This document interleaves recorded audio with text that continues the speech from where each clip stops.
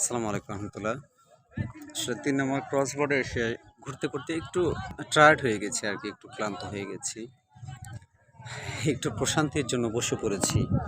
Block সেটিংয়ের উপরে ওরা যে ছোট্ট বসার জন্য একটা সুন্দর জায়গা তৈরি করে রেখেছে, সেই জায়গাটায় অনেকেই এখানে আসলে মনের প্রশান্তির জন্য একটু অবসর সময় কাটানোর জন্য এখানে বসে পড়ে। তো অনেকের কাছেই কিন্তু এই বিশ্রামটা মনের যে প্রশান্তি দেয়, সেই বিষয়গুলো কিন্তু ভালো লাগে। তো আমার ভালো লাগলো, যে কারণে একটু মনের প্রশান্তির জন্য এখানে আমি বসে পড়েছি। তবুও এখানে আমার পাশে যে অ্যাডিশনাল রোডটা ওরা নতুন করে সংযুক্ত করেছে, সে রোডটা দেখা যাচ্ছে আর কি।